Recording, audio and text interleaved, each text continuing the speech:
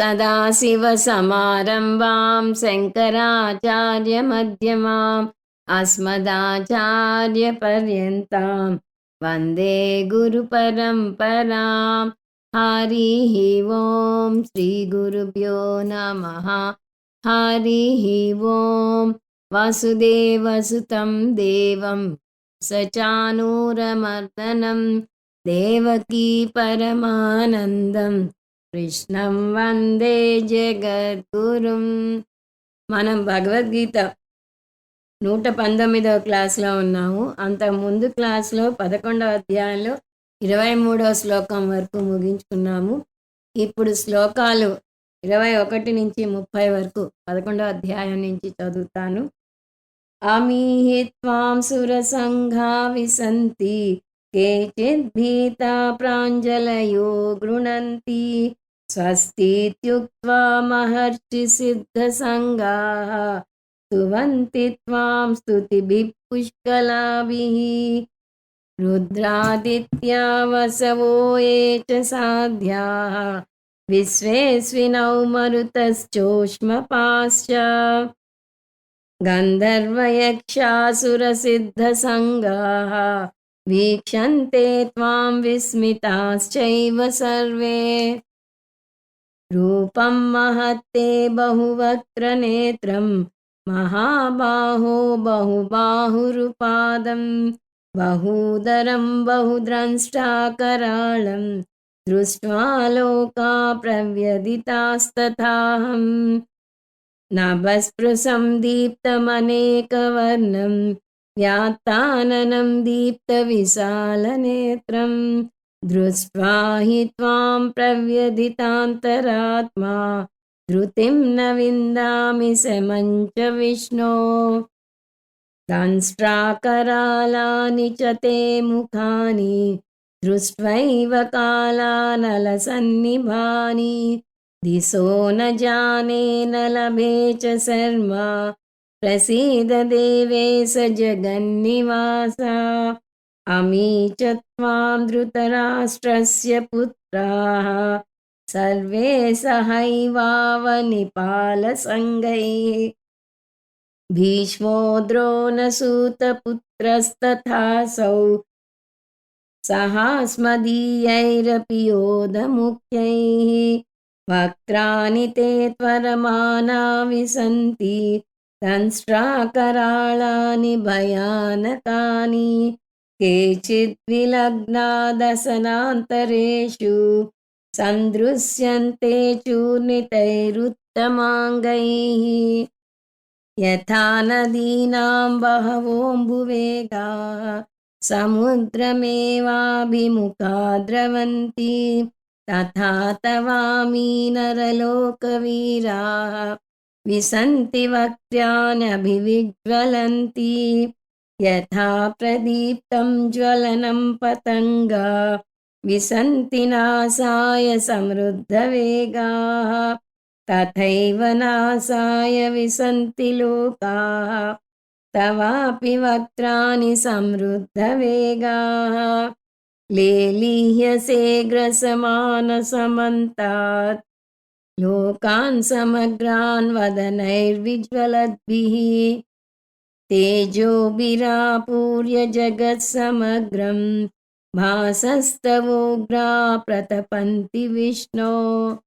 11వ అధ్యాయాన్ని ప్రధానంగా 7 భాగాలుగా విభజించవచ్చు అని చూసాం. అవి 1 ఉపోద్ఘాతం శ్లోకాలు 1 నుంచి 8 వరకు, 2 సంజయుని వివరణ శ్లోకాలు 9 నుంచి 14 వరకు, 3 విస్మయం లేదా ఆశ్చర్యం శ్లోకాలు 15 నుంచి 22 వరకు, 4 భయం శ్లోకాలు 23 నుంచి 30 వరకు, 5 అర్జునుని ప్రశ్న కృష్ణ పరమాత్మ జవాబు శ్లోకాలు 31 నుంచి 34 వరకు, 6 శరణాగతి లేదా భక్తి శ్లోకాలు 36 నుంచి 46 వరకు, 7 ఉపసంహారం శ్లోకాలు 47 నుంచి 55 వరకు. మనం 3 అంశాలు ముగించుకుని 4వ అంశంలో అడుగు పెట్టాం. అంటే ఉపోద్ఘాతం, సంజయుని వివరణ, విస్మయం లేదా ఆశ్చర్యం చూసాం. అర్జునుని భయం చూడబోతున్నాము. ఇంతవరకు జరిగినది 2 ముక్కల్లో చెప్పాలి అంటే, అర్జునుడు నీ ఆత్మబోధ నేను బాగా విన్నాను. నాకు బాగా అర్థమైంది. నీ విభూతుల గురించి కూడా తెలుసుకున్నాను. నాకు నీ విశ్వరూప దర్శనం చేయించు అని అడిగాడు. అలాగే చేయిస్తాను, కానీ నీ మాంస చక్షువులతో చూడలేవు. నీకు దివ్య చక్షువులను ప్రసాదిస్తాను అని చెప్పాడు. ఆ ప్రసాదించి విశ్వరూపం అర్జునుడు చూసేలోపు సంజయుడు మధ్యలో నిశ్శబ్దాన్ని ఛేదిస్తూ అర్జునునికి విశ్వరూపం ఎలా అయిందో తన మాటల్లో చెప్తాడు. సంజయుడు చెప్పిన దాని సారాంశం చూస్తే అర్జునుడు చాలా విస్మయంగా చూశాడు అని చెప్తాడు. ఆ విశ్వరూపం ఎలా ఉంది అంటే అనేక వక్త్ర నయనం, అనేకాద్భుత దర్శనం, అనేక దివ్యాభరణం, దివ్యానేకోద్యతాయుధం, దివ్యమాల్యాంబరధరం, దివ్యగంధానులేపనం, సర్వాశ్చర్యమయం దేవం అనంతం విశ్వతోముఖం అని చెప్పి ఆ కాంతి ఎంతగా ఉంది అంటే దివి సూర్య సహస్రస్య భా అన్నాడు. 1000 సూర్యులు ఒక్కసారి ఉదయిస్తే ఎంత కాంతి వస్తుందో అంత కాంతి ఉంది విశ్వరూపానికి. జగత్కృష్ణం ప్రవిభక్తం అనే కథ అంటే అనేక రూపాలుగా విభజించబడి ఉన్న ఈ జగత్తు మొత్తాన్ని ఒక్కసారిగా చూసేసరికి అర్జునుడికి హృష్టరోమా ధనంజయ అన్నాడు. తన రోమాలు నిక్కబొడుచుకున్నాయన్నాడు. ఎందుకంటే తతహాస విస్మయావిష్ట, అర్జునుడు విస్మయానికి లోనయ్యాడు అని చెప్పాడు. తర్వాత అర్జునుడే తన విస్మయం గురించి చెప్తాడు. అర్జునుడు 3 దశలకు లోనయ్యాడు విశ్వరూపం చూసి అని చూసా. అది విస్మయం, భయం, భక్తి.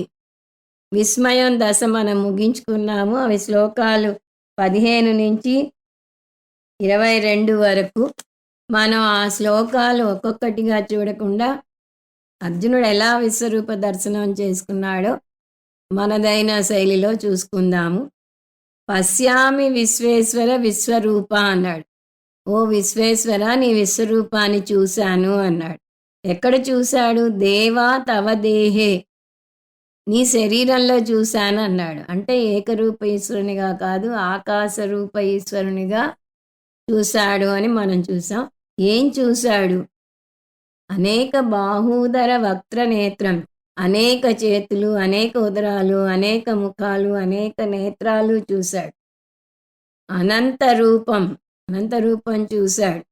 అనంత వీర్యం, అనంత శక్తి చూశాడు. అనంత బాహుం, మళ్ళీ అనేక బాహువులు చూశాడు.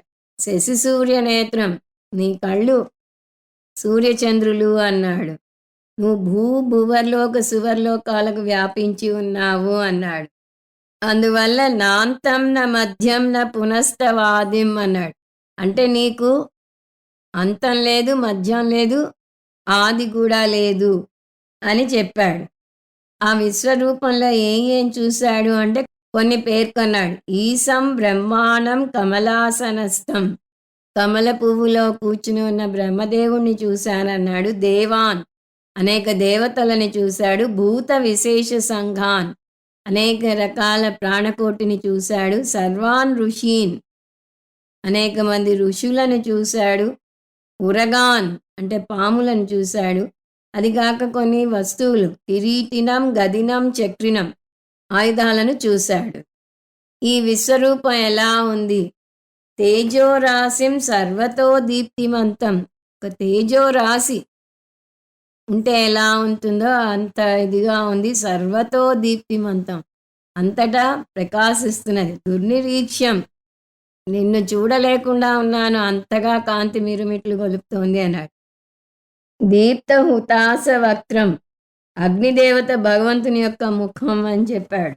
దాని తర్వాత స్వతేజస విశ్వమిదం తపంతం, నీ తేజస్సుతో నువ్వు భగ్గుమనిపించేలా ఉన్నావు. నీ నోరు కూడా ఎంతగా ప్రజ్వలిస్తోందంటే మొత్తం విశ్వాన్నే నీ వేడితో భగ్గుమనిపించేలా ఉన్నావు అన్నాడు. సో ఈ విశ్వరూపం వల్ల భగవంతుని లక్షణాలు ఏం తెలుసుకున్నాడు అంటే చాలా చెప్పాడు. కొన్ని సగుణ బ్రహ్మ లక్షణాలు, కొన్ని నిర్గుణ బ్రహ్మ లక్షణాలు కూడా కలిపి చెప్పాడు. అవేంటో చూద్దాం. తమ్ అక్షరం, నువ్వు అక్షరం బ్రహ్మవి. పరమం, శ్రేష్టమైన బ్రహ్మవి అంటే ఇదంతా నిర్గుణ బ్రహ్మ లక్షణాలు. వేదితవ్యం నీ గురించే తెలుసుకోవాలి. విశ్వస్య పరం నిధానం నువ్వు అధిష్టానానివి విశ్వానికి, అంటే అది మూడవ స్థాయి. పరమాత్మ నిమిత్త కారణం ఒక స్థాయి, పరమాత్మ ఉపాదాన కారణం ఒక స్థాయి, పరమాత్మ అధిష్టానం మూడవ స్థాయి. నువ్వు అధిష్టానానివి, అవ్యయం, నీకు అంతు లేదు, శాశ్వత ధర్మగోప్త, నువ్వు స్థితికర్తవు, సనాతన, నువ్వు అనాది, పురుష, సర్వవ్యాపకం, అనాది మధ్యంతం, నీకు దేశకాల హద్దులు లేవు, ఏకేనా ఉన్నది నువ్వు ఒక్కడివే, అద్భుతం, నువ్వు అద్భుతం అని చెప్పాడు. ఇంత విశ్వరూపాన్ని ఎవరెవరు చూశారు, వాళ్ళు ఎలా కొలుస్తున్నారు అనేది మళ్ళీ చెప్తున్నాడు. అంటే అర్జునుడు ఒక్కడే విశ్వరూప దర్శనం చేసుకోలేదు, ఇంకా చాలామంది చేశారు. వారి స్పందన కూడా తన స్పందనతో జోడించి చెప్తున్నాడు. దేవతల గుంపులు ప్రార్థన చేస్తున్నారు, ఎందుకంటే వారికి భగవంతుని విశ్వరూపం చూసి భయపడటం లేదు, వారు సంతోషంగా ప్రార్థనలు చేస్తున్నారు. కానీ కొంతమంది ఉగ్రరూపం చూసి భయపడుతున్నారు. మహర్షులు సిద్ధుల సమూహాలు స్వస్తి వచనాలు పలుకుతున్నారు, అంటే మంగళకరమైన ప్రార్థనలు చేస్తున్నారు. తను ఎంతో విస్మయానికి లోనయ్యాడు అని చెప్పటానికి వీరంతా నాతో పాటు విస్మయానికి లోనయ్యారు అని ఒక పెద్ద లిస్టే ఇచ్చాడు. ఎవరెవరు? రుద్రులు, ఆదిత్యులు, వసువులు, విశ్వే దేవతలు, అశ్విని దేవతలు, మరుద్గణాలు, గంధర్వ, యక్ష, అసురులు. సర్వే విస్మితాచ వీక్షంతే, వీరందరూ కూడా విస్మయంతో నీ విశ్వరూపాన్ని చూస్తున్నారు. అంటే వీరితో పాటు అర్జునుడు కూడా ఉన్నాడు. ఇంతవరకు విశ్వరూపాన్ని చూసిన విస్మయం నాకే కాదు అందరికీ ఆశ్చర్యం వేస్తోంది అన్నాడు. ఇప్పుడు అదే మాటని ఇంకో విధంగా చెప్తున్నాడు. నాకే కాదు అందరికీ భయం వేస్తోంది అని చెప్తున్నాడు. ఆ విశ్వరూపం చూసి ఆనందించాడు మొదట్లో, కానీ ఎప్పుడైతే ఉగ్రంగా ఉందో, భయం కలుపుతోందో, ఈ విస్మయంతో పాటే ఒక పదం భయం కూడా కలిపాడు. ఏమన్నాడు అక్కడ? ఉగ్రం అన్నాడు.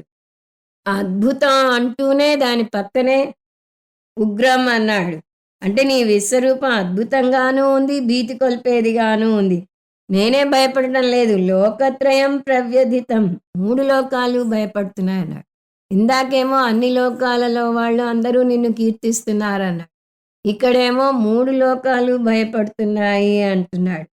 ఎందుకు అర్జునుడు భయపడుతున్నాడు అంటే, విశ్వరూపంలో మనం భగవంతుని లయకారకునిగా కూడా చూడాలి, కానీ అది చూడటానికి ఇష్టపడం.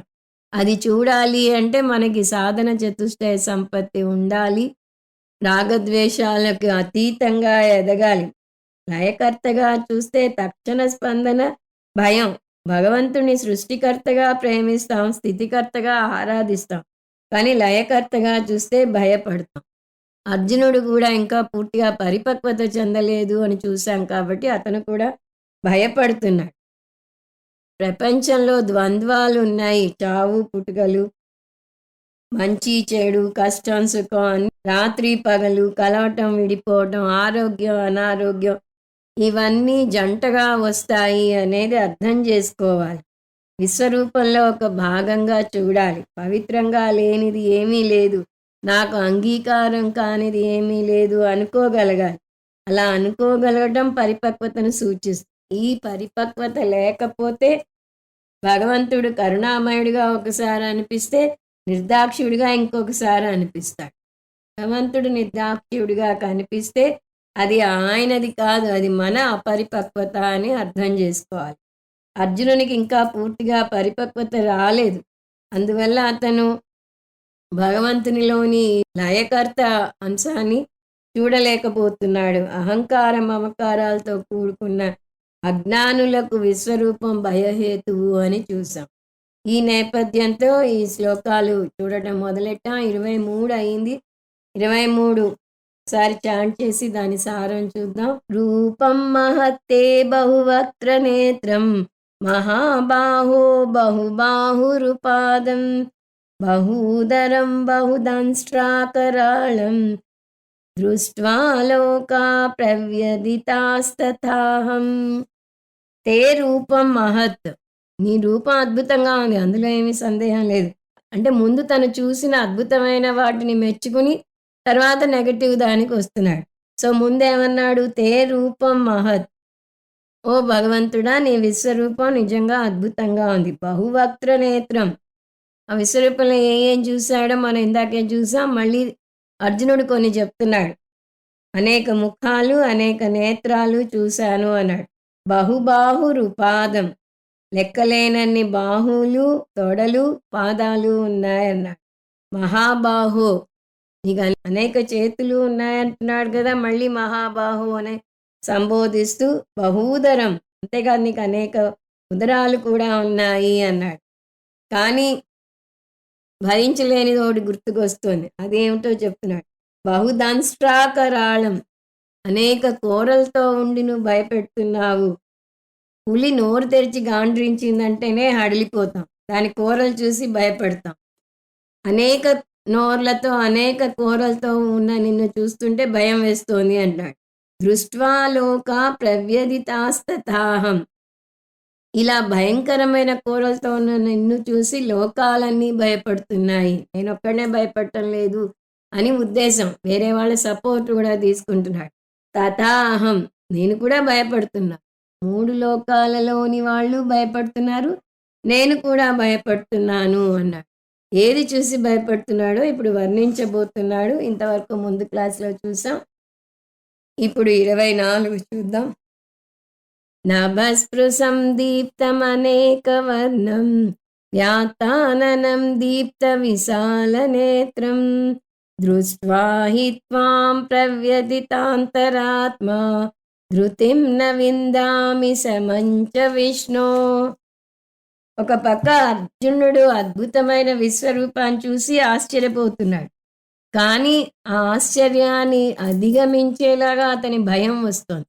సినిమాలో ఎన్నో అద్భుతాలున్న ఒక భీకరమైన సన్నివేశం చూస్తే మనని అదే వెంటాడుతుంది. కళ్ళు మూసుకుని చూడటానికి ప్రయత్నిస్తాం. ఇంటికొచ్చాక కూడా అందులో ఉన్న హాస్య సన్నివేశాలు గుర్తురావు. అందులో ఉన్న మంచి సంఘటనలు గుర్తురావు. తల ఒక్క వేటున ఎగిరి అవతల పడటమే గుర్తొస్తూ ఉంటుంది. అలాగే ఇక్కడ ఇన్ని అద్భుతమైన విషయాలు వర్ణించాడు. అవన్నీ మనం ఇందాకే చూసాం. అవన్నీ పక్కన పెట్టేసి నాకు పదే పదే నీ ముఖమే గుర్తొస్తోంది అంటున్నాడు. ముఖం అంటే ఈ దంతాలతో కూడిన నోరు. ఆ భీతి కొలిపే నోరు కాలతత్వానికి సంకేతం. ముందు విశ్వరూపంలో వచ్చిన అంశాలను మళ్ళీ వర్ణిస్తున్నాడని చూసాం. ఇక్కడ కూడా కొన్ని మంచి విషయాలు చెప్తున్నాడు. నభస్పృశం. నీ విశ్వరూపం ఆకాశాన్ని అంటుతున్నది. నభః అంటే ఆకాశం. దివిస్పృక్ సర్వదృగ్వ్యాసో వాచస్పతిరయో నిజః అని విష్ణు సహస్రనామంలో వస్తుంది. దివిస్పృగ్ అన్నా నభస్పృగ్ అన్నా ఒకటే. అంబరాన్ని అంటుతున్న అర్థం. ముందే చూసాం. భూలోక భువర్లోక సువర్లోకాలకు వ్యాపించి ఉంది విశ్వరూపం అని. దీప్తం అనేక వర్ణం. ఇంకా మంచివి చెప్తున్నాడు. నువ్వు అనేక రంగులతో దేదీప్యమానంగా ప్రకాశిస్తున్నావు. అనేక నక్షత్రాలు, గ్రహాలతో కూడి ఉన్న విశ్వరూప కాంతి గురించి ప్రత్యేకంగా కాంతివంతంగా ఉన్నావు అని చెప్పాలా? అన్ని రంగులు భగవంతునివే. పైగా ఆ దీప్తి ఎంతగా ఉంది అంటే 1000 సూర్యులు ఒక్కసారే ఉదయిస్తుంటే ఎంత కాంతి ఉంటుంది అంత ఉంది అని సంజయుడు చెప్పాడు. నీది తేజోమయంగా ఉంది. నేను కళ్ళెత్తి నిన్ను చూడలేకపోతున్నాను అని అర్జునుడు కూడా చెప్పాడు. సో మళ్ళీ చెప్తున్నాడు. వ్యాత్తాననం. కానీ వద్దనుకున్న అర్జునుని కన్ను ఆ విశ్వరూపం యొక్క నోళ్ల వైపు వెళ్లకుండా ఉండలేకపోయింది. వ్యాత్తం అంటే పూర్తిగా తెరిచి ఉన్న నోళ్ళు. నోళ్లను చూడగానే అగ్నితో మండుతున్న నోళ్ళు, కూరలతో ఉండి భయపెడుతున్న నోళ్లే అతనికి కనిపిస్తున్నాయి. దీప్త విశాల నేత్రం. ఒక పక్క మంచి ఏమిటి? దీప్త విశాల నేత్రం. దేదీప్యమానంగా ప్రకాశిస్తున్న నీ విశాల నేత్రాలను చూస్తున్నానన్నాడు. అంతకుముందే శశి సూర్య నేత్రం అన్నాడు. కళ్ళగా సూర్యుడు చంద్రుడు ఉంటే సహజంగానే అవి చాలా విశాల నేత్రాలుగా ఉంటాయి. నీ విశాల నేత్రాలను చూస్తున్నాను. అవి చాలా ప్రకాశవంతంగా, చాలా పెద్దవిగా ఉన్నాయి అంటున్నాడు. త్వాం దృష్ట్వా నీ రూపం చూసి మళ్ళీ భయం వేస్తున్నదేమిటి? నోళ్ళు. ముఖ్యంగా నీ నోళ్ళు చూసి ప్రవ్యధితాంతరాత్మ నా అంతరాత్మ హడలిపోతున్నది, భయపడుతున్నది, భీతి చెందుతున్నది. అంతరాత్మ అంటే ఆత్మ కాదు, మనసు లేదా అంతఃకరణం. ధృతిం న విందామి నాకు ధైర్యం సన్నగిల్లుతోంది. అంత వీరాధి వీరుడైన అర్జునుడే నాకు భయం వేస్తోంది అంటే, మనబోటి సామాన్యులు ఎలా ఉంటామో ఊహించుకోండి. నా అంతరాత్మ హడలిపోతున్నది, నా ధైర్యం సన్నగిల్లుతోంది, నా హృదయం బెంబేలెత్తిపోతున్నది. శమంచ విష్ణో నాకు మనశ్శాంతి లేకుండా ఉంది. నేను చాలా కలత చెందుతున్నాను అంటున్నాడు. తమాషా చూడండి ఇవి. అర్జునుడు యుద్ధభూమిలో ఇంచుమించు ఇదే పరిస్థితిని మొదటి అధ్యాయంలో ఎదుర్కొన్నాడు. నాకు భయం వేస్తోంది, నాకు నోరెండిపోతోంది, గాంధీవం చేజారిపోతోంది అని అంతా చెప్పాడు. ఇప్పుడు ఇంచుమించు అటువంటి పరిస్థితి ఇంకా భయంకరమైన పరిస్థితిలో ఉన్నాడు. అందువల్ల ఏమంటున్నాడు? నా అంతరాత్మ హడలిపోతోంది, భీతి చెందుతోంది, నా ధైర్యం సన్నగిల్లుతోంది, మనశ్శాంతి లేకుండా ఉంది, నేను కలత చెందుతున్నాను అంటున్నాడు. ఎందువల్ల అంటే కాలం తెచ్చే నెగటివ్ ఆస్పెక్ట్ ఎవరు భరించలేరు. కాలతత్వానికి వ్యతిరేక అంశాలు ఉన్నాయి. యవ్వనంలో మిడిసి పడతాం, ఎగిరెగిరి పడతాం, నా అంతటి వాళ్ళు లేరనుకుంటాం. మన అందాన్ని చూసి, మన శక్తిని చూసి, మన ఆస్తిని చూసి, పరవళ్ళు తొక్కే మన యవ్వనాన్ని చూసి మిడిసి పడతాం. కానీ ఒక్కొక్కటిగా క్షీణించుకుంటూ వస్తాయి వయసు మీద పడుతున్న కొద్దీ. యవ్వనం కోల్పోతాం, శక్తి సన్నగిల్లుతుంది, నా అన్నవారు దూరం అవుతారు, ఆస్తి మాయమైపోతుంది, ఒంటరితనం ముఖ్యంగా పట్టి పీడిస్తుంది. ఇవన్నీ భయం కలిగిస్తాయి. వృద్ధాప్యంలో పూర్వం ఉన్నట్టుగా ఉండలేం. అప్పుడు ఎవరేం చేసినా నాకేమిటి లెక్క అనే గుండె ధైర్యం అవుతుంది. ఇప్పుడు చిన్న దానికే కంపించిపోతాం వృద్ధాప్యంలో. ఒకప్పుడు చిన్న జలుబు కూడా చేసి ఉండదు, కానీ ఇప్పుడు ఎక్కడో ఎవరో గట్టిగా తుమ్మితే చాలు మనకి జలుబు చేసేస్తుంది. ఊళ్ళో ఎక్కడ ఏ అనారోగ్యం ఉన్నా మన శరీరం దాన్ని ఆప్యాయంగా కాగులించి, అంటే మనలో ఉన్న రోగ నిరోధక శక్తి తగ్గుతూ వస్తోంది. ఇవన్నీ తలుచుకోనంత వరకు బాగానే ఉంటాయి. కానీ ఒక్కసారిగా నిజం కళ్ళ ముందు తారట్లాడుతుంటే ఏమవుతుంది? ప్రవ్యధితాంతరాత్మ భయం ముంచుకొస్తుంది. ఇదంతా ఎందువల్ల జరుగుతోంది అంటే కాలం వల్ల. కాలం విశ్వరూప ఈశ్వరంలో ఒక అంతర్గత భాగం. భగవంతుణ్ణి కాలహ అంటారు. విష్ణు సహస్రనామంలో కూడా ఈ పదాన్ని చూస్తాం. భయంకరమైన విషయాన్ని చూస్తే నాకున్న శాంతి భావన పోయింది అంటున్నాడు అర్జునుడు. ఇంకా అదే వర్ణించుకొస్తాడు 25. దంష్ట్రాకరాళాని చ తే ముఖాని దృష్ట్వైవ కాలానల సన్నిభాని దిశో న జానే న లభే చ శర్మ ప్రసీద దేవేశ జగన్నివాస. తన విస్మయం భయం ప్యారలల్గా వస్తూ ఉన్నాయి. అంటే మెచ్చుకునేవి మెచ్చుకుంటున్నాడు, కానీ దానికన్నా భయం వైపు ఎక్కువగా అట్రాక్ట్ అవుతున్నాడు. జీవితంలో కూడా అంతే. ఇందాకే చూసాం ఒక సినిమాలో, మంచి చూస్తాం, చెడు చూస్తాం. ఇప్పుడు మరీ హారిబుల్గా ఉంటున్నాయి కొన్ని సినిమాలు అయితే. రక్తం అలా చిందుతుంది స్క్రీన్ అంతటా. అది చూసేసరికి మనకి రాత్రి ఇంకా అదే గుర్తుకొస్తుంది, కలలో కూడా అదే వస్తుంది. అలా ఇక్కడ అద్భుతంగా ఉంది అన్నాడు, అనేక పదాలు వాడాడు. ఉదాహరణగా అద్భుతాలు ఏం చెప్పాడు? విస్మయంలో చూసిన పదాలు కాకుండా భయం వేశాక చెప్పిన పదాలు చూద్దాం. తే రూపం మహత్ అన్నాడు, నీ విశ్వరూపం అద్భుతంగా ఉంది అన్నాడు. బహువక్త్ర నేత్రం అన్నాడు, నీ విశ్వరూపానికి అనేక ముఖాలు నేత్రాలు ఉన్నాయన్నాడు. బహుబాహురుపాదం, లెక్కలేనని బాహువులు తొడలు పాదాలు ఉన్నాయన్నాడు. బహూదరం, అనేక ఉదరాలు ఉన్నాయన్నాడు. మంచివే చూస్తున్నాం ఇక్కడ, అందుకని 2 పదాలు వదిలేశాం. తర్వాత 24లో నభస్పృశం అన్నాడు, అంటే నీ విశ్వరూపం ఆకాశాన్ని అంటుతున్నది అన్నాడు. దీప్తం అనేక వర్ణం, నువ్వు అనేక రంగులతో దేదీప్యమానంగా ప్రకాశిస్తున్నావు అంటున్నాడు. దీప్త విశాల నేత్రం, నేను విశాల నేత్రాలు దేదీప్యమానంగా వెలుగుతున్నాయన్నాడు. ఇన్ని మంచి లక్షణాలు చెప్పినా భయం వేసే లక్షణాలను మర్చిపోలేకపోతున్నాడు. 23లో ఏమన్నాడు? బహుదంష్ట్రాకరాళం అన్నాడు. నువ్వు అనేక కోరలతో ఉండి భయపెడుతున్నావు అంటున్నాడు. తర్వాత దృష్ట్వా లోక ప్రవ్యధితాస్తదాహం అన్నాడు.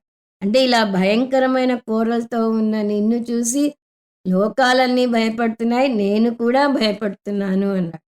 మళ్ళీ 24లో త్వాం దృష్ట్వా, విశ్వరూపం చూసి కాదు, నీ నోళ్ళని చూసి, ప్రవ్యధితాంతరాత్మ, నా అంతరాత్మ భయపడిపోతోంది, ధృతిం న విందామి, నాకు ధైర్యం లేదు, ధైర్యం సన్నగిల్లిపోతోంది, శమంచ విష్ణు, మనశ్శాంతి లేకుండా ఉంది అన్నాడు. సో ఈ విశ్వరూపంలోని విస్మయం డామినేట్ చేస్తోందా, భయం డామినేట్ చేస్తోందా? ఈ రెండు ప్రస్తుతం డోలాయమానంగా ఉన్నాయి, కానీ భయమే డామినేట్ చేస్తుంది అని ఈ రాబోయే శ్లోకాల్లో చూస్తాం. ఇంతవరకు కొంత ట్రాన్సిషన్ పీరియడ్ అనొచ్చు, మధ్యలో ఉన్నాడు. అద్భుతంగా ఉన్నాయని మనసుకి నచ్చ చెప్పుకుందామని చూసినా అతని తెలియకుండానే అతని దృష్టి ఆ నోళ్ల వైపు వెళ్తోంది, ఆ నోళ్ళని చూసి భయపడుతున్నాడు. అందువల్ల చెప్తున్నాడు, నీది భయం కొలుపుతోంది, నాకే కాదు ముల్లోకాలకి భయం కొలుపుతోంది అన్నాడు. అంతకుముందు నేనే కాదు అందరూ నిన్ను విస్మయంగా చూస్తున్నారన్నాడు. ఇప్పుడు తనకి భయం వేసేసరికి తనకే కాదు అందరికీ భయం వేస్తోంది అని చెప్తున్నాడు. ఈ నేపథ్యంతో 25 చూద్దాం. సో మళ్ళీ అర్జునుని ఆలోచన భగవంతుని నోళ్ల వైపు వెళ్తోంది. నోళ్ళు తప్ప అతను ఇంకేం కనపడటం లేదు. తే ముఖాని, ముఖం అంటే నోరు అని కూడా చూస్తున్నాం. సో నీ ముఖాలు భయపెడుతున్నాయి అంటున్నాడు. ఎందుకు? కోరలతో కూడిన భగవంతుని నోళ్ళు మనిషికి కలగజేసే బాధకు చిహ్నంగా ఉంది. ఆ బాధకు కారణం కాలతత్వం. కాలంలో సృష్టి స్థితి లయ వస్తాయి. సృష్టిని చూసి మనం ఆనందిస్తాము, స్థితిని చూసి ఆరాధిస్తాము, లయని చూసి భయపడతాము అని పదే పదే చూస్తున్నాం. ఇక్కడ లయకారకుడిగా చూస్తున్నాడు. అందువల్ల నాకు భయం వేస్తోంది అంటున్నాడు. పైగా ఆ నోళ్ళు ఎలా ఉన్నాయట? కాలానల సన్నిభాని, ఈ నోళ్ళు ప్రళయకాలాగ్నిలా ఉన్నాయి అంటున్నాడు అర్జునుడు. ఎందుకు ప్రళయకాలాగ్నితో పోల్చాడు? ప్రళయకాలంలో సృష్టి మొత్తం క్రమేపీ భగవంతునితో లయమైపోతుంది. పంచభూతాల సృష్టి జరిగినప్పుడు ఒక పద్ధతిలో వస్తుంది అని తైత్తిరీయంలో పదే పదే చూస్తాం. తస్మాద్వా ఏతస్మాత్ ఆత్మన ఆకాశ సంభూత ఆకాశాద్వాయు వాయోరగ్ని అగ్నేరాప అద్భ్య పృథివీ. పంచభూతాల వరకే చూద్దాం. ఈ పంచభూతాలు ఎలా వచ్చాయి అంటే, ఈ ఆత్మ బ్రహ్మ ఒకటే అయిన ఈ బ్రహ్మ నుంచి ఆకాశం వచ్చింది, ఆకాశం నుంచి వాయువు వచ్చింది, వాయువు నుంచి అగ్ని వచ్చింది, అగ్ని నుంచి జలం వచ్చింది, జలం నుంచి పృథివీ వచ్చింది. కానీ లయ జరిగేటప్పుడు ఏమవుతుంది? రివర్స్ ఆర్డర్లో జరుగుతుంది. అంటే ముందు పృథివీ లయమవుతుంది, పృథివీ వెళ్ళి జలంలో లయమవుతుంది, జలం అగ్నిలో లయమవుతుంది, అగ్ని వాయువులో లయమవుతుంది, వాయువు ఆకాశంలో లయమవుతుంది, ఆకాశం బ్రహ్మలో లయమవుతుంది. ఆకాశం కూడా పుట్టింది, అందువల్ల అది కూడా శాశ్వతం కాదు అని మనం ఉపనిషత్తుల ద్వారా నేర్చుకుంటాం. ఆశ్చర్యకరంగా ఇంగ్లీష్ లిటరేచర్లో చూస్తే ఒక పోయం వస్తుంది, బ్రూక్ అన్న పోయం, టెన్నిసన్ రాస్తారు. For men may come and men may go but I go on for ever అని అందులో వస్తుంది. ఐ అంటే అక్కడ బ్రూక్, బ్రూక్ అంటే ఒక రివర్, ఒక నది చెప్తోంది. మనుషులు తరతరాలుగా మనుషులు పుడుతూ ఉంటారు, మరణిస్తూ ఉంటారు, కానీ నేను మాత్రం శాశ్వతంగా ఉంటాను. ఆ నేను ఉపలక్షణంగా తీసుకోవాలంటే ప్రకృతిలో అవన్నీ శాశ్వతంగా ఉంటాయి, మనుషులు అశాశ్వతం అని దాని అర్థం. కానీ మనం వేదాంతానికి వస్తే దానికి భిన్నంగా నేర్చుకుంటాం. ఆకాశంతో సహా పంచభూతాలన్నీ అశాశ్వతం, అవి వచ్చిపోతాయి. ఆ ప్రళయంలో లయం అయ్యేటప్పుడు ఎలా ఉంటుంది అనేది ఒక దాంట్లో వస్తుంది. అందులో వాన చినుకులుట చాలా పెద్దవిగా పడతాయట. ఒక ఏనుగు ఆకాశం నుంచి పడితే ఎంత స్ సైజ్ ఉంటుందో, ఆ వాన చినుకు ఆ ఏనుగు అంత సైజ్ ఉంటుంది. అలాగే అగ్ని జ్వాలలు గూడా కింద పాతాళ లోకాల నుంచి ఆ అగ్ని బయలుదేరుతుంది. ఈ అగ్ని ఇంత కింద నుంచి బయలుదేరి అన్ని లోకాలకు స్ప్రెడ్ అవ్వాలంటే అది ఎంత పెద్ద జ్వాలగా ఉంటుందో ఊహించుకోండి. సో, అలాంటి అగ్ని జ్వాలలాగా ప్రళయంలో వచ్చే అగ్ని జ్వాలలాగా ఉంది నీ నోరు అని అర్జునుడు చెప్తున్నాడు. దిశోన జానే నీ నోరు చూస్తుంటే ఆ అగ్ని జ్వాలలు అంతటా వ్యాపించి ఉన్నప్పుడు దిక్కులేవో గూడా తెలియటం లేదు. అంతకుముందు నువ్వు విశ్వతోముఖః అని మెచ్చుకున్నాడు. నువ్వు అన్ని వైపులా వ్యాపించి ఉన్నావు. నువ్వు చూడనిదంటూ లేదు. నువ్వు లేనిదంటూ లేదు అన్నాడు. ఇప్పుడేమో నీ విశ్వరూపాన్ని చూస్తుంటే దిక్కులు తెలియటం లేదు. దిక్కు తోచటం లేదంటాను చూడండి. ఆ విధంగా ఇక్కడ దిక్కులు తెలియటం లేదు అంటున్నాడు. దిక్కులు ఎప్పుడు తెలుస్తాయి? ఒక్క సూర్యుని ముందు నిల్చుంటే ఇది తూర్పు, ఇది పడమర అని తెలుస్తాయి. కానీ అనేక సూర్యకాంతులతో మెరిసిపోతూ విశ్వాన్నే రూపంగా ధరించిన భగవంతుని ముందు దిక్కులన్నీ దిక్కు లేకుండా పారిపోతాయి. దిక్కులకు అర్థం లేదు. కాలానికి అర్థం లేదు. తారీఖుకి అర్థం లేదు. ఎందుకంటే మన దేశంలో ఒక తారీఖు అయితే అది ఇంకో దేశంలో ఇంకో తారీఖు అవుతుంది. విశ్వం మొత్తాన్ని చూస్తున్నప్పుడు దేశకాల పరిమితులు తెలియవు. అందువల్ల దిక్కులు తెలియటం లేదు అంటున్నాడు అర్జునుడు. దేశకాల పరిమితులు లేవు అనడానికి ఒక చిన్న కథ చూద్దాము. ఒక తండ్రి తన కూతురిని ఒక అతను ప్రేమిస్తే 3 ఆదివారాలు ఒకే వారంలో వచ్చినప్పుడు మా అమ్మాయిని నీకు ఇచ్చి పెళ్లి చేస్తాను అంటాడు. అంటే చెయ్యను అని పరోక్షంగా చెప్పినట్టు అర్థం. కానీ అనుకోకుండా వారింటికి ఒక వ్యక్తి వస్తాడు. ఇది లండన్‌లో జరుగుతుంది. అతను ప్రపంచంలో ఒకవైపు నుంచి వస్తాడు. ఆ రోజు వాళ్ళకి ఆదివారం అయితే ఇంకొక ఊరు నుంచి వచ్చిన అతను మాకు నిన్న ఆదివారం అంటాడు. ఇంకొక వైపు నుంచి వచ్చిన ఇంకొక చుట్టం మాకు రేపు ఆదివారం అంటాడు. అంటే ప్రపంచంలోనే ఆస్ట్రేలియాలో ఒకరోజు ఆదివారం, లండన్‌లో ఒకరోజు ఆదివారం, యూఎస్ఏలో ఒకరోజు ఆదివారం అయితే ఏమైంది? వరుసగా ఒకే వారంలో 3 ఆదివారాలు వచ్చినట్టయింది. అందువల్ల అతను తన కండిషను ఫుల్‌ఫిల్ అవ్వటం వల్ల పెళ్లి చేయక తప్పలేదు.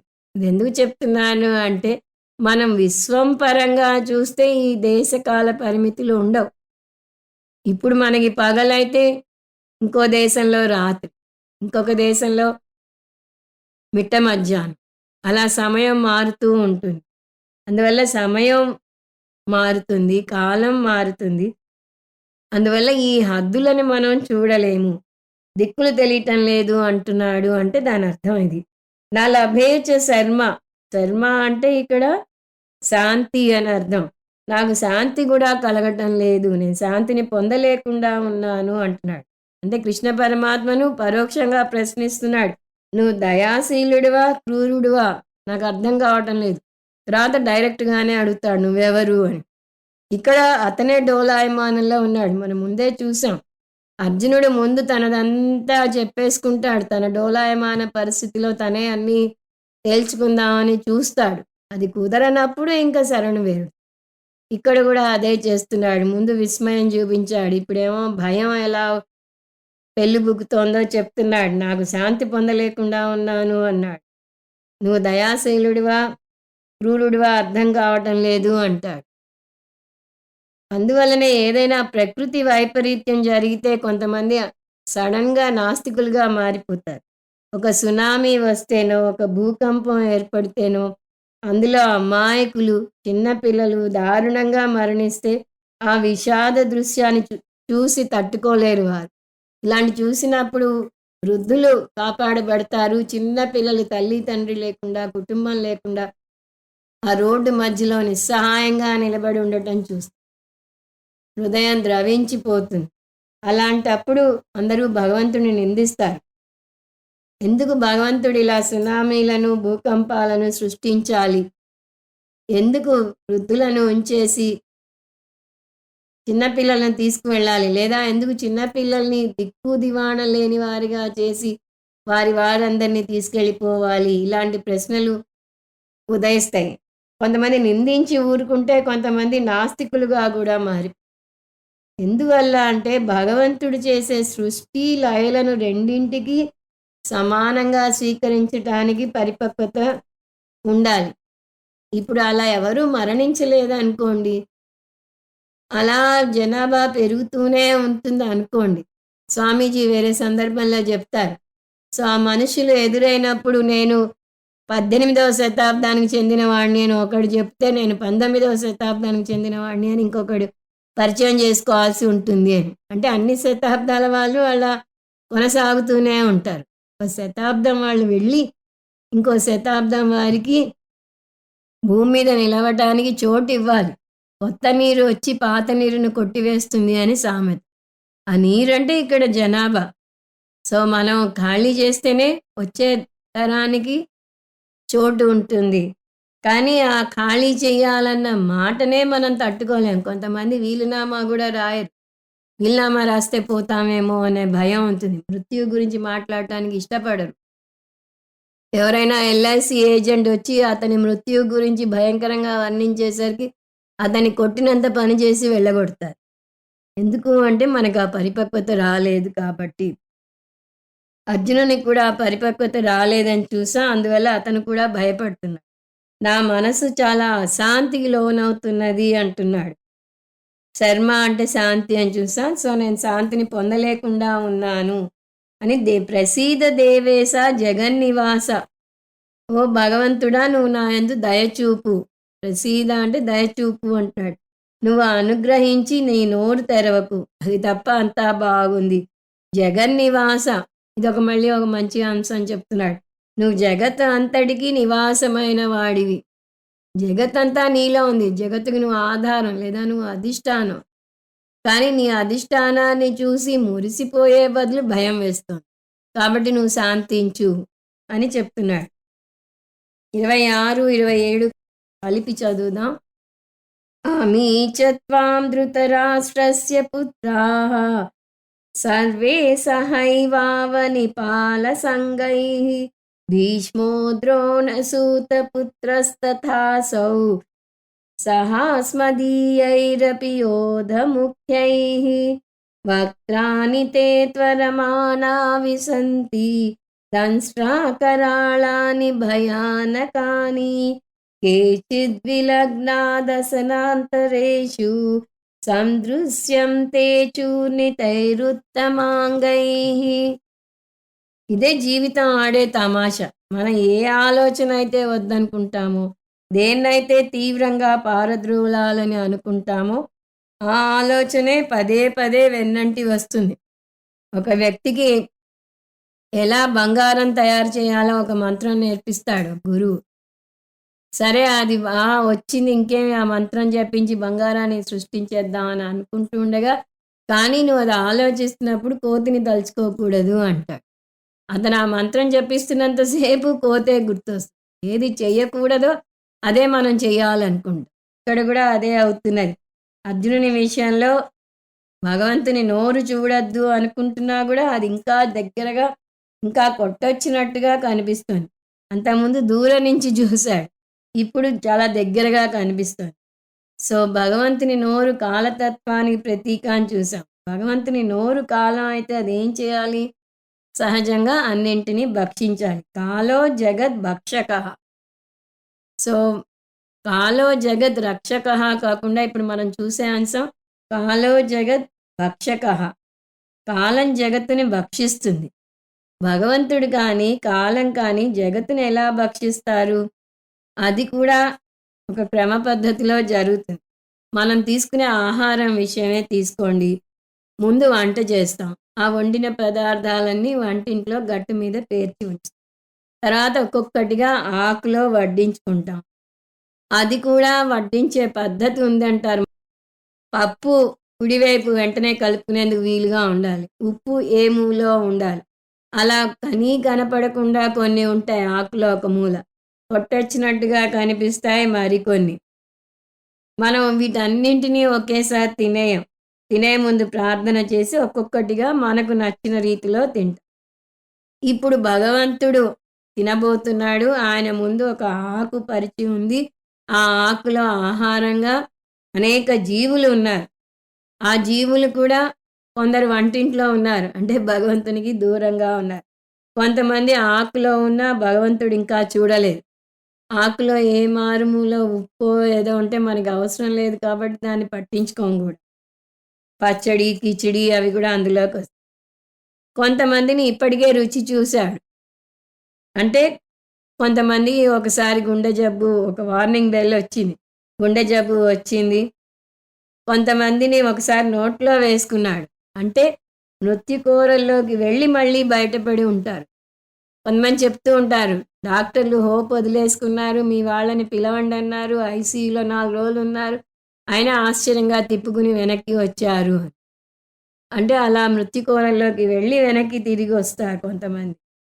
ఈ వర్ణనలన్నీ ఇప్పుడు రాబోతున్నాయి. అంటే ఇలాంటి వర్ణనలు వింటే అనారోగ్యం, వృద్ధాప్యం, మృత్యువు అంటే భయం పోతుంది. వీటిని ఎంతగా తప్పించుకుందామంటే అంతగా అవి భయపెడతాయి.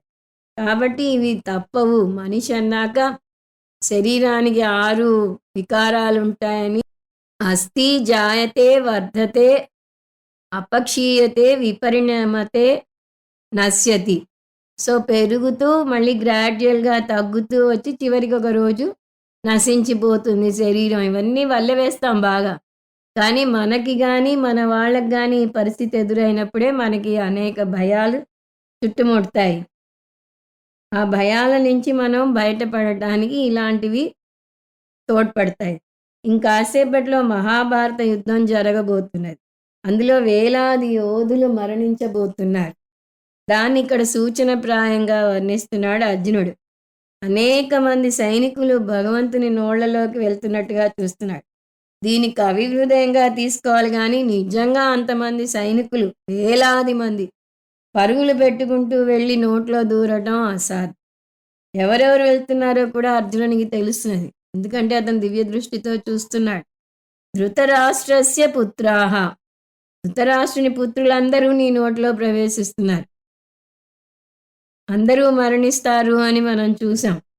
అంటే కౌరవులందరూ మరణించబోతున్నారు. అమి అంటే ఇదిగో నా కళ్ళ ముందే జరుగుతోంది. నా ఎదురుకుండా ఉన్న నీ నోరు, ఈ నోట్లోకి ఇవన్నీ వెళ్ళటం చూస్తున్నాను. వక్త్రాని విసంతి, వక్త్రాని అంటే నోళ్లలో, విసంతి అంటే ప్రవేశిస్తున్నారు. ఈ ధృతరాష్ట్ర పుత్రులందరూ నీ నోళ్లలోకి ప్రవేశిస్తున్నారు. వాళ్లే కాదు, పాండవుల వైపు సైనికులు కూడా వెళ్తున్నారు. మహాభారత యుద్ధం జరిగాక 12 మంది మాత్రమే మిగిలారు అంటారు. సర్వే సహ ఏవ అవనిపాల సంఘైః అంటే అనేక రాజుల సముదాయాలు. అవనిపాల అంటే రాజులు. పూర్వకాలంలో సామంత రాజులు, రాజులు, చక్రవర్తులు అని రకరకాల స్థాయి భేదాలు ఉండేవి. అవనిపాల సంఘైః అంటే రాజుల సముదాయం. పూర్వం యుద్ధభూమిలో ఒక అస్త్రం వేస్తే అనేక వేల మంది చనిపోయేవారు ఆ ఒక్క అస్త్రంతో.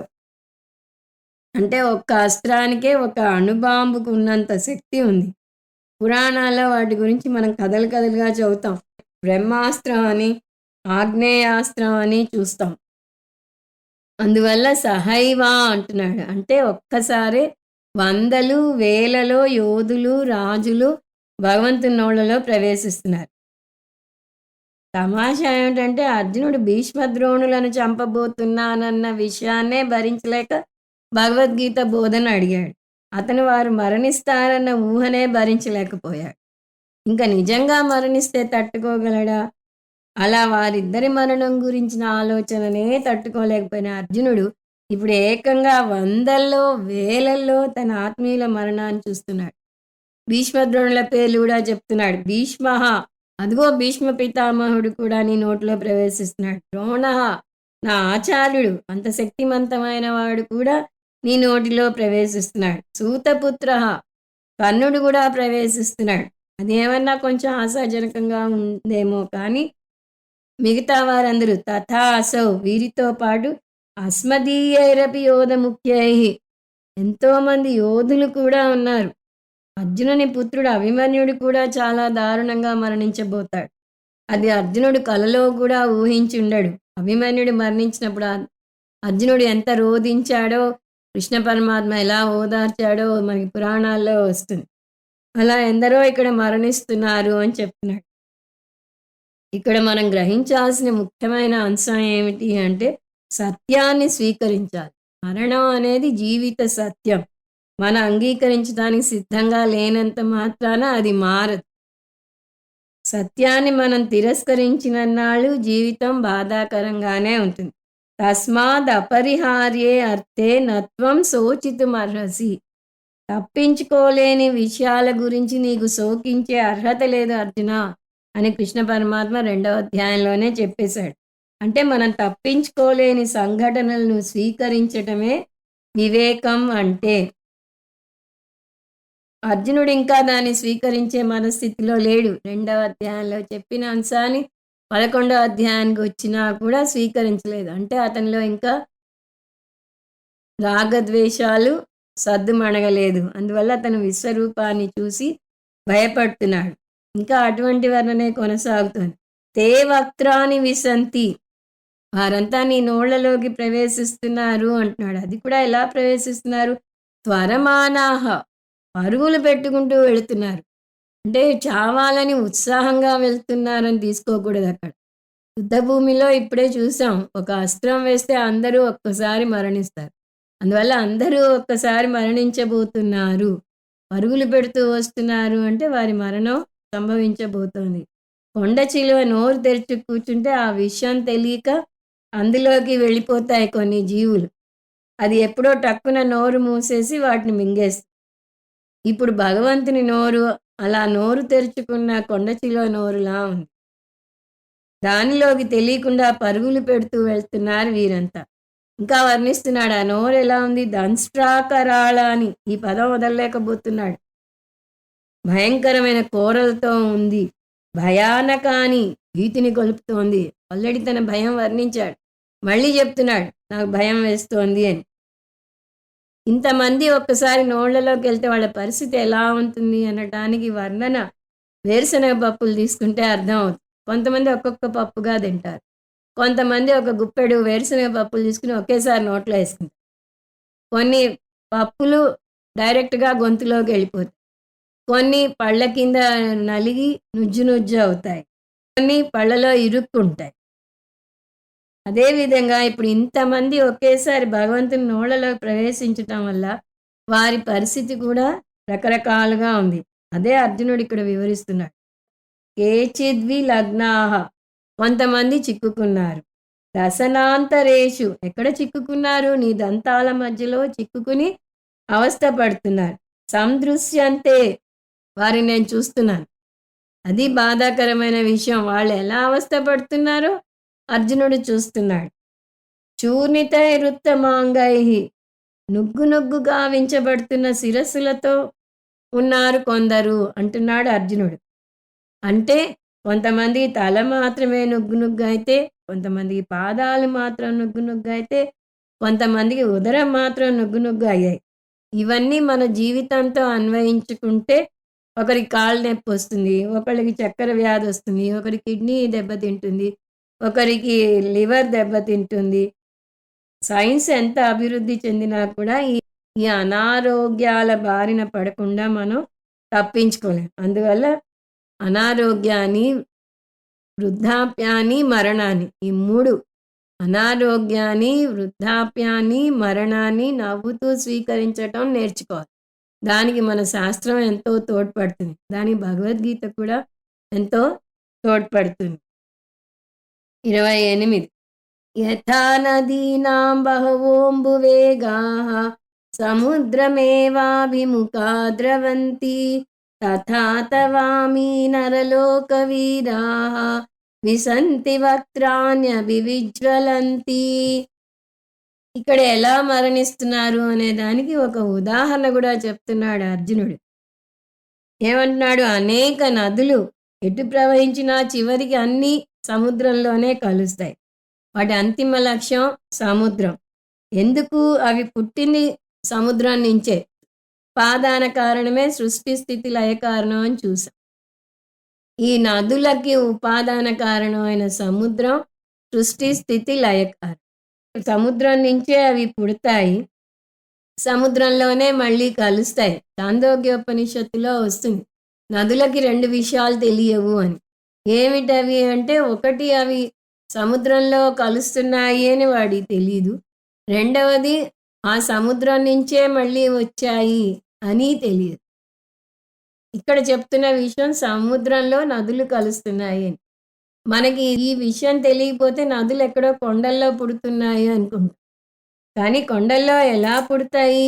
సముద్రంలోని నీరు ఆవిరై మేఘాలుగా ఏర్పడి, మేఘాలు వర్షంగా కురిస్తే ఆ వర్షపు నీరు చిన్న ధారగా కొండ మించి జారిపడి తర్వాత పెద్ద నదులుగా మారి పరవళ్ళు తొక్కుతూ అనేక మార్గాల్లో ప్రవహిస్తూ ఎటెటో వెళ్ళి ఎగిరెగిరి పడి ప్రయాణం చేసి చివరికి వాటి గమ్యమైన సాగరాన్ని చేరుకుంటాయి. ఒక్కోసారి అవి సముద్రానికి భిన్నంగా వెళ్తున్నట్టు కనిపిస్తాయి. కానీ నిజానికి వాటి అంతిమ గమ్యం సముద్రమే. వాటికి అవి తెలుసు. అటువైపే వెళ్తాయి. అలా ఇక్కడ మరణం తప్పదు అనే విషయం తీసుకోవాలి. మరణించేది సైనికులే కాదు, మామూలు మనుషులు కూడా. అంటే ఆ యుద్ధంలో ఉన్న వారి గురించే చెప్పడం లేదు. మరణం అనేది ప్రతి జీవికి కంపల్సరీ అనేది చూస్తుంది. సో ఎందుకంటే పుట్టిన ప్రతివారు మరణించక తప్పదు. పుట్టుట గిట్టుట కొరకైనా ఒక చిన్న సూత్రంలో పొందుపరిచేశారు మన పెద్దవారు.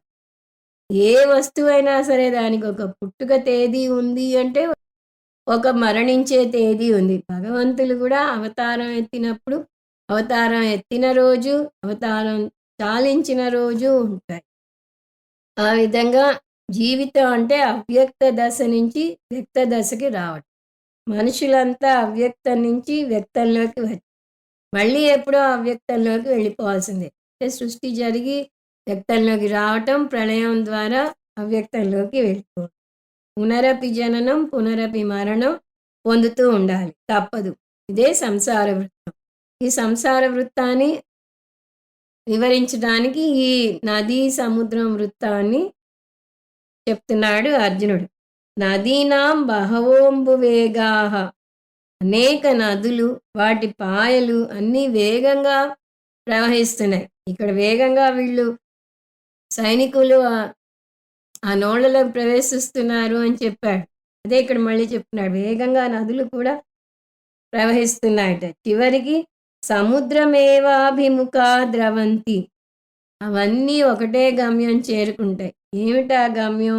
సముద్రానికి అభిముఖంగా, అంటే సముద్రం వైపే పరుగులు తీస్తాయి. ఒక్కో చోట మనం చూస్తే అది సముద్రంకి ఆపోజిట్ సైడ్లో వెళ్తున్నట్టు అనిపిస్తుంది, కానీ చివరికి అది సముద్రంలోనే కలుస్తుంది. తథా అమీ నరలోక వీరాహ, ఈ నరులందరూ వీరులైనా సరే యుద్ధభూమిలో అతిరథ మహారథులు ఉన్నారని చూసాం. వారు ఒక్కసారే అనేక వేల మంది సైనికులను చంపగలరు. అలాంటి వారికి కూడా మరణం తప్పదు. అందువల్ల ఇదిగో ఈ లోకంలో, ఈ మనుష్య లోకానికి చెందిన ఈ వీరులందరూ కూడా నీలో కలవాల్సిందే. వాళ్ళు మరణించక తప్పదు. ఈ యోధులకి రక్షణ కవచాలు ఉంటాయి, రకరకాల ప్రత్యేక ఆయుధాలు ఉంటాయి. ఆయుధాల వర్ణన ఎక్కడికక్కడ చూస్తూ వస్తున్నాం. అంత్యకాలం సమీపించినప్పుడు ఎవరూ తప్పించుకోలేరు. మృత్యువు పొంచి ఉంటే ఎన్ని జాగ్రత్తలు తీసుకున్నా, ఎన్ని కట్టుదిట్టాలు చేసుకున్నా మరణం తప్ప.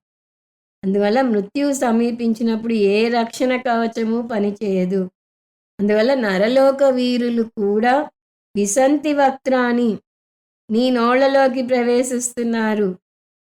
ఆ నోళ్ళు ఎలా ఉన్నాయి? అభివిజ్వలంతి, తీవ్రంగా జ్వలిస్తున్న అగ్నిలా ఉన్నాయి. అంతకుముందు అగ్నిలాగా, సూర్యునిలాగా నీ విశ్వరూపం ప్రకాశవంతంగా ఉంది అని పాజిటివ్గా చెప్పాడు. ఇప్పుడు నీ నోళ్ళు తీవ్రంగా జ్వలిస్తున్న అగ్నిలా ఉన్నాయి అని నెగటివ్గా చెప్తున్నాడు. ఆ విపరీతమైన అగ్నిలో అందరూ పడి మరణిస్తున్నారు. మరణం తప్పటం లేదు. అది నేను జీర్ణించుకోలేకుండా ఉన్నాను అని అంటాడు. ఈ వర్ణన 30వ శ్లోకం వరకు సాగుతుంది. అంటే ఇంకో 2 శ్లోకాలలో కూడా తన భయాన్ని వర్ణించుకొస్తాడు. ఎందుకంటే అర్జునుడు కాలతత్వాన్ని జీర్ణించుకోలేకపోతున్నాడు. నదులు సముద్రంలో కలిసినట్టుగా ఈ సైనికులందరూ కూడా నీ నోళ్లలోకి వేగంగా పరుగులు తీస్తున్నారు అని చెప్తాడు. నీ ఉగ్రరూపం అందరినీ తప్పింపజేస్తోంది అని చెప్తాడు. నీ అగ్నిజ్వాలల వేడి భయంకరంగా ఉంది అని ఇలా రకరకాలుగా 29, 30 శ్లోకాల్లో వర్ణిస్తాడు. ఆ వర్ణన వచ్చే క్లాస్‌లో చూద్దాం. ఓం తత్సత్ సర్వం శ్రీకృష్ణార్పణమస్తు. ఓం పూర్ణమద పూర్ణమిదం పూర్ణాత్ పూర్ణముదచ్యతే పూర్ణస్య పూర్ణమాదాయ పూర్ణమేవావశిష్యతే. ఓం శాంతి శాంతి శాంతి. హరి ఓం. శ్రీ గురుభ్యో నమః. హరి ఓం.